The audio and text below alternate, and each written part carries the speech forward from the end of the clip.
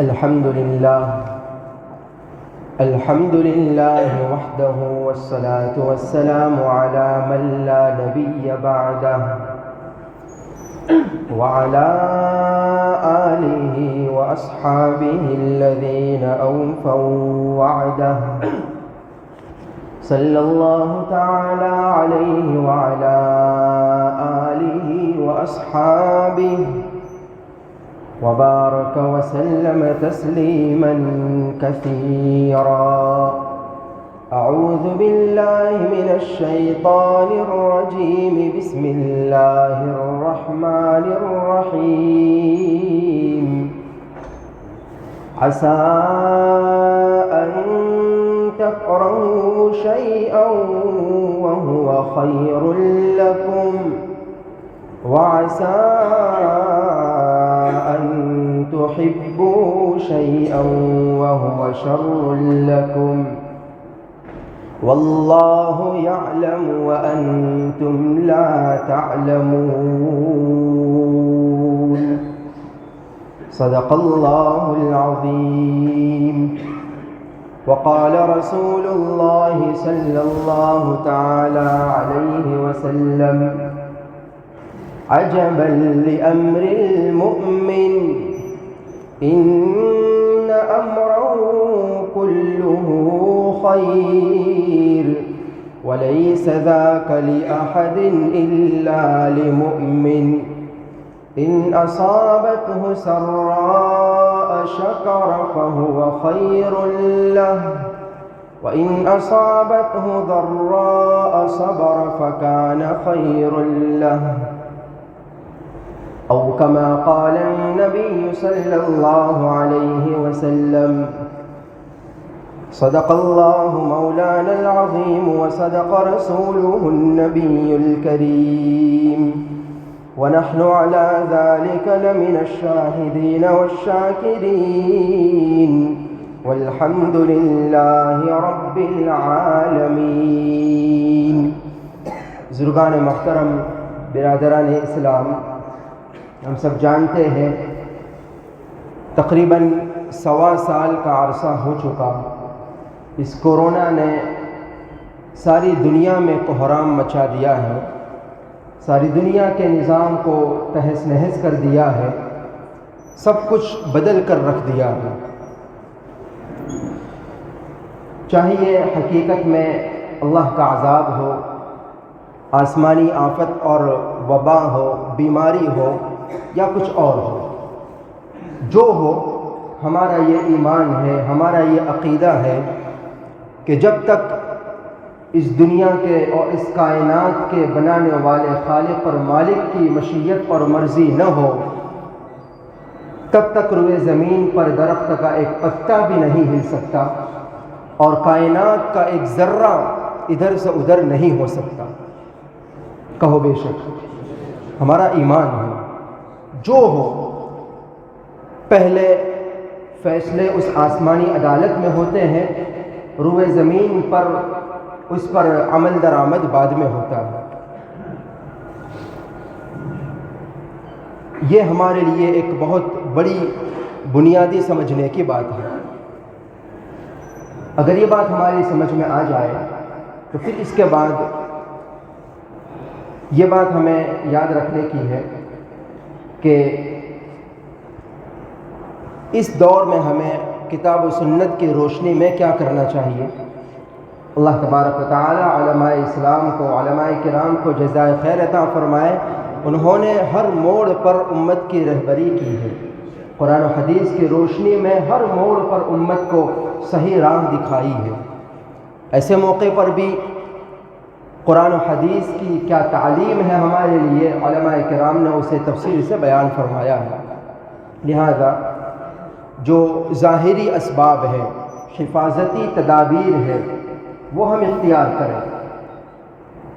اس کے ساتھ ساتھ اس سے زیادہ اور اس سے بڑھ کر جو حقیقی تدابیر ہے، جو روحانی اسباب ہیں، اسے اختیار کرنے کی ضرورت ہے. یہ جملہ میں دوبارہ آپ حضرات کی خدمت میں عرض کروں کہ جو حفاظتی تدابیر ہے وہ آپ اختیار کیجئے، شرعی حدود میں رہتے ہوئے حفاظتی تدابیر اختیار کیجئے، لیکن اس سے زیادہ ضروری ہے جو حقیقی تدبیر ہے اسے اختیار کرنا چاہیے۔ قرآن و حدیث کی روشنی میں ایسے ماحول میں اور اس دور میں حقیقی تدابیر ہمارے لیے کیا ہیں، چند باتیں اس میں سے ملاحظہ فرمائیں۔ نمبر 1، اللہ کی رحمت سے ہمیں مایوس نہیں ہونا چاہیے، خوف کھانے کی اور ڈرنے کی ضرورت نہیں ہے۔ یہ خوف اور ڈر کورونا سے بھی بڑا وائرس ہے، ڈرنے کی ضرورت نہیں ہے، اللہ کی رحمت سے بالکل مایوس نہ ہو۔ قرآن کریم نے بہت شاندار ایک ضابطہ اور اصول بیان فرمایا، دوسرے پارے میں سورہ بقرہ میں جو آیت ابھی آپ نے خطبے میں سنی، بڑی زبردست آیت کریمہ ہے، صرف اس کا ترجمہ آپ سنیں گے تو آپ کو خوشی محسوس ہوگی۔ فرمایا عَسَىٰ أَن تَكْرَهُوا شَيْئًا وَهُوَ خَيْرٌ لَكُمْ وَعَسَىٰ أَن تُحِبُّوا شَيْئًا وَهُوَ شَرٌّ لَكُمْ وَاللَّهُ يَعْلَمُ وَأَنتُمْ لَا تَعْلَمُونَ۔ فرمایا کہ بہت سی چیزیں، بہت سی باتیں، بہت سے اسباب جو روئے زمین پر رونما ہوتے ہیں، بہت سے فیصلے جو روئے زمین پر ہوتے ہیں، عسیٰ ان تکرہوا شیئا، ممکن ہے وہ تم ناپسند کرو، ممکن ہے وہ تمہیں پسند نہ ہو، وہو خیر لکم، اور ممکن ہے کہ اللہ کی مرضی اور مشیت کے اعتبار سے وہی چیز تمہارے لیے بہتر ہو۔ وَعَسَىٰ أَن تُحِبُّوا شَيْئًا، اور ممکن ہے بہت سارے فیصلے جسے تم پسند کرو، وَهُوَ شَرٌّ لَكُمْ، ممکن ہے تمہارے لیے وہ اچھے نہ ہو۔ وَاللَّهُ يَعْلَمُ وَأَنتُمْ لَا تَعْلَمُونَ، فرمایا کہ کیا خیر ہے، کیا شر ہے، کیا اچھا ہے، کیا برا ہے، تم تھوڑا ہی جانتے ہو۔ وَاللَّهُ يَعْلَمُ، یہ تو اللہ جانتا ہے، اللہ جانتے ہیں کہ کس کے بارے میں کون سا فیصلہ خیر کا ہے یا شر کا ہے، لہذا مایوس ہونے کی ضرورت نہیں ہے۔ اللہ کے نبی صلی اللہ علیہ وسلم کا فرمان ہے عجبا لامر المؤمن، یہ بھی بڑی شاندار حدیث مبارکہ ہے، عجبا لامر المؤمن، میرے اور آپ کے پیارے آقا صلی اللہ علیہ وسلم نے تعجب بھرے انداز میں، تعجب بھرے الفاظ میں ارشاد فرمایا عجبا لامر المؤمن، ایمان والے کے معاملہ تو بڑا تعجب خیز ہے، بڑا تعجب والا معاملہ ہے۔ ان امرہ کلہ خیر، اس کا تو ہر معاملہ ہی بہتر ہے، اگر اس کے ساتھ کچھ اچھا ہو یہ بھی اچھا ہے، خدا نخواستہ اگر اس کے ساتھ اچھا نہ ہو یہ بھی اس کے لیے اچھا ہے۔ وَلَيْسَ ذَلِكَ لِأَحَدٍ إِلَّا لِمُؤْمِنٍ، اور یہ چیز ایمان والے کے علاوہ کسی کے نصیب میں نہیں ہے۔ وہ کیسے؟ خود اللہ کے نبی صلی اللہ علیہ وسلم فرماتے ہیں ان اصابتہ سراء شکر، اگر معاملات اچھے ہو، خوشحالی ہو، نعمتیں ہو، تندرستی ہو، عافیت ہو، اچھے معاملات ہیں، شکر، تو ان خوشحالی کے دنوں میں اللہ کا شکر ادا کرے، فکان خیرا لہ، تو ظاہر یہ شکر گزاری اس کے لیے بہت بہتر ہے۔ وَإِنْ أَصَابَتْهُ ضَرَّاء صَبَرَ، اور خدا نخواستہ بیماریاں ہیں، وبائیں ہیں، آفتیں ہیں، مصیبتیں ہیں، تکلیفیں ہیں، اور ان میں وہ صبر کرتا ہے، اللہ کی طرف متوجہ رہتا ہے، اللہ کی اطاعت پر جمع رہتا ہے، شکوے شکایت نہیں کرتا، صبر کرتا ہے، فکان خیرا لہ، یہ بھی اس کے لیے بہتر ہے۔ تو فرمایا عجبا لامر المؤمن، ایمان والے کے لیے تو بہتری ہی بہتری ہے۔ اس لیے پہلی چیز یہ ہے کہ مایوس نہیں ہونا چاہیے۔ ایک ایمان والے کا شیوا یہ ہے کہ وہ اپنے رب کی رحمت سے کبھی مایوس نہیں ہوتا۔ قرآن نے یہ بھی ہمیں سمجھا دیا انہ لا ییأس من روح اللہ الا القوم الکافرون، اور ومن یقنط من رحمت ربہ الا الضالون، جو کافر ہے، جو گمراہ ہے، وہی اپنے رب کی رحمت سے مایوس ہوتے ہیں، ورنہ جو حقیقی معنوں میں ایمان والا ہوگا وہ اللہ کی رحمت سے کبھی مایوس نہیں ہوگا۔ اور قرآن میں ہمیں اس کا حکم دیا لا تقنطوا من رحمت اللہ، کہ اے لوگو اللہ کی رحمت سے کبھی مایوس مت ہو جاؤ۔ اور اللہ کے نبی صلی اللہ علیہ وسلم نے کیسے خطرناک حالات تھے، جس وقت آپ غار ثور میں چھپے ہوئے تھے، صدیق اکبر رضی اللہ تعالی عنہ کے ساتھ موت بالکل سامنے تھی، اگر وہ نیچے جھک لیتے تو دیکھ لیتے دونوں کو۔ صدیق اکبر کو خوف پیدا ہوا، اللہ کے نبی صلی اللہ علیہ وسلم نے اس موقع پر بھی یہ فرمایا، لا تحزن ان اللہ معنا، غم نہ کرو، فکر نہ کرو، اللہ ہمارے ساتھ ہے۔ جب خدا ہمارے ساتھ ہو، کائنات کا خالق ہمارے ساتھ ہو اور ہمارا اس پر کامل اور مکمل ایمان اور بھروسہ بھی ہو، پھر خوف کھانے کی اور مایوس ہونے کی ضرورت بالکل نہیں۔ تو ایسے حالات میں ہمیں پہلا کام تو یہ کرنا چاہیے کہ اللہ کی رحمت سے کبھی مایوس نہ ہو۔ قرآن کریم میں اللہ تبارک و تعالیٰ نے یہ ضابطہ بھی بیان فرما دیا، ان مع العسر یسرا فان مع العسر یسرا، کہ ہر اندھیری رات کے بعد صبح ضرور آتی ہے، ہر مشکل کے بعد، ہر پریشانی کے بعد خوشحالی ضرور آتی ہے۔ یہ خدائی ضابطہ اور قانون ہے۔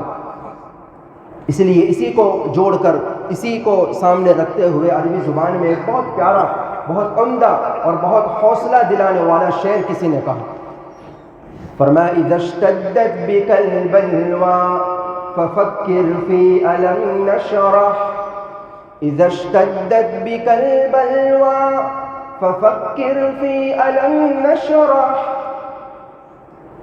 فعسر بين يسرين اذا فكرته ففرح۔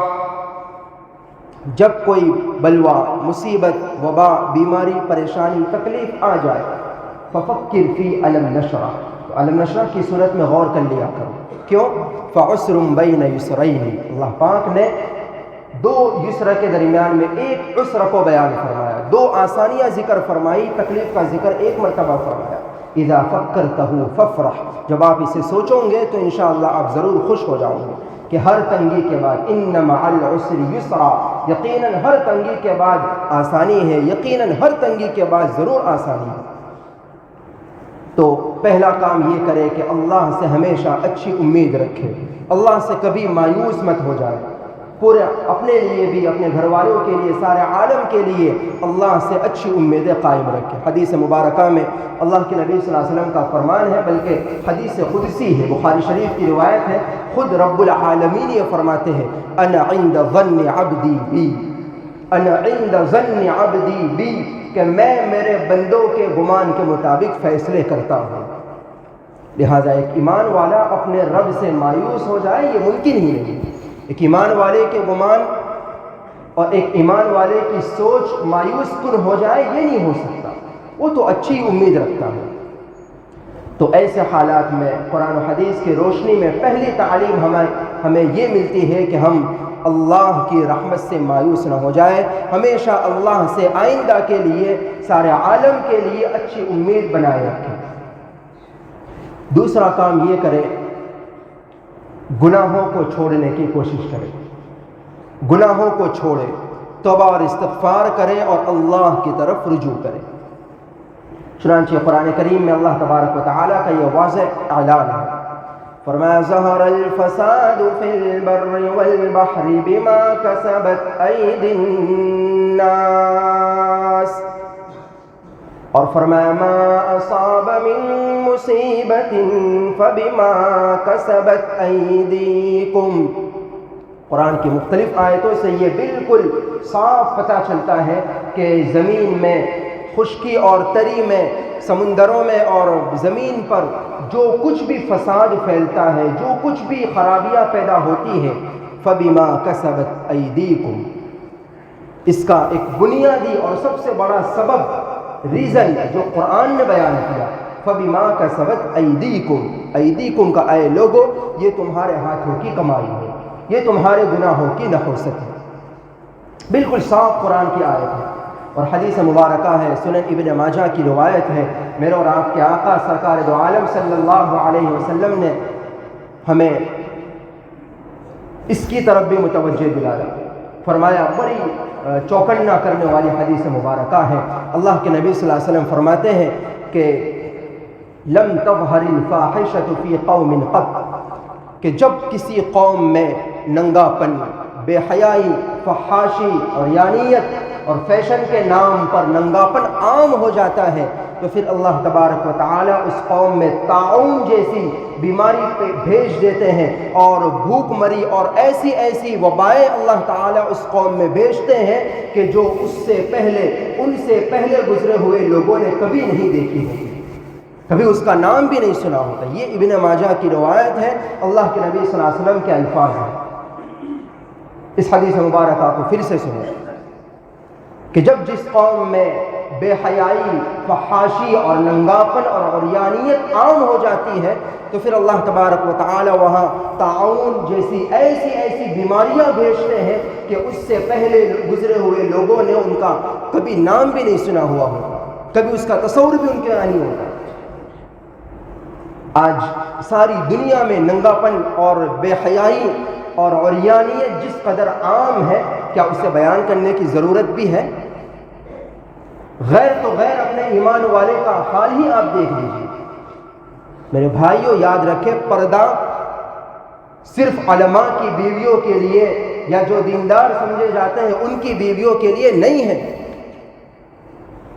پردہ کرنا، اپنے جسم کی، اپنے عفت و عصمت کی حفاظت کرنا ہر ایمان والی خاتون کے لیے فرض اور ضروری ہے، اور ہر ایمان والے غیرت مند مرد کے لیے ضروری ہے کہ وہ اپنی بیویوں کو پردہ کرائے۔ قرآن نے اس کا بھی اعلان کیا، یا ایھا النبی قل لازواجک وبناتک ونساء المؤمنین، ساری ایمان والی عورتوں سے کہہ دو یدنین علیہن من جلابیبہن، پردہ کرے۔ ہر ایمان والی عورت کے لیے ضروری ہے کہ پردہ کرے۔ باحیا عورت، با پردہ عورت یہ غیرت مند مرد کی نشانی ہوا کرتی ہے۔ ایک باحیا اور با پردہ عورت یہ غیرت مند مرد کی نشانی ہے، اور اس سے الٹا پھر آپ سمجھ لیجیے، ہر ایک کی ذمہ داری ہے اپنی چھوٹی چھوٹی بچیوں کو بھی پردہ کرائے، ان کو بھی ڈھنگ کے لباس پہنائے۔ یہ فیشن کے نام پر جو ننگاپن پھیلا ہوا ہے یہ بھی کسی وبا سے کم نہیں ہے۔ آج کل تو جو جتنا زیادہ ننگا، جتنا زیادہ عریانیت والے لباس پہن کر نکلے، لوگ اسے فخر کی نگاہوں سے دیکھتے ہیں۔ کسی شاعر نے اسی کو کہا ہے کہ فیشن کے دور میں کون کس سے آگے ہے، فیشن کے دور میں کون کس سے آگے ہے، اگر ننگاپن ہی فیشن ہے تو جانور ہم سے آگے ہے۔ یہ صاف حدیث مبارکہ ہے، آپ اٹھا کر دیکھ سکتے ہیں، سنن ابن ماجہ کی حدیث میں ہے، اللہ کے نبی صلی اللہ علیہ وسلم کا یہ فرمان موجود ہے کہ جس قوم میں عریانیت عام ہو جاتی ہے اللہ تعالیٰ پھر وہاں ایسی بیماریاں بھیجتے ہیں جو ان سے پہلے لوگوں میں نہیں ہے۔